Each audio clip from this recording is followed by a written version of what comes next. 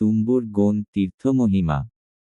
একবার নারদমুনি এবং তুম্বুরু তাদের বীণা সহ নারায়ণ ভগবানের স্তব করতে করতে আকাশপথে ভ্রমণ করছিলেন।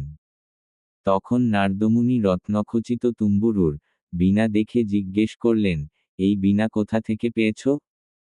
তখন তুম্বুরু বললেন, আমি প্রাচীনবর্হি নামে এক রাজাকে স্তব করেছিলাম, সেই রাজা আমাকে এই বীণা উপহার হিসেবে দিয়েছেন। তখন নারদমুনি বললেন, মানুষের স্তব করা সৎপুরুষেরা নিন্দা করে, সেজন্য তোমার মতো লোকের সঙ্গে আমি বন্ধুত্ব করব না। তুমি একজন মানুষের স্তব করেছ বলে তুমি পৃথিবীতে পতিত হও। এই বলে নারদমুনি তুম্বুরুকে শাপ দিলেন। নারদমুনির অভিশাপের ফলে তুম্বুরু ভেঙ্কটাচল পর্বতের গৌণ তীর্থে পতিত হলেন।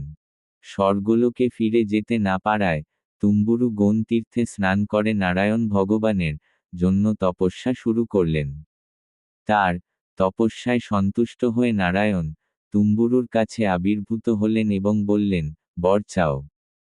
তখন তুম্বুরু বললেন, নারদমুনির অভিশাপ থেকে মুক্তি চাই এবং এই গৌণ তীর্থ যেন আমার নামে পরিচিত হয়।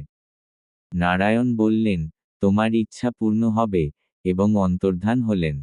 সেই দিন থেকে গৌণ তীর্থের নাম তুম্বুরু তীর্থ হয়ে গেল। তুম্বুরু তীর্থে যেতে পাপনাশন থেকে 6 কিলোমিটার হাঁটতে হয়। এটি অরণ্যে অবস্থিত হওয়ায় শুধু জানুয়ারি ফেব্রুয়ারি মাসের মাঘ পূর্ণিমার দিনেই সেখানে যাওয়ার অনুমতি দেওয়া হয়।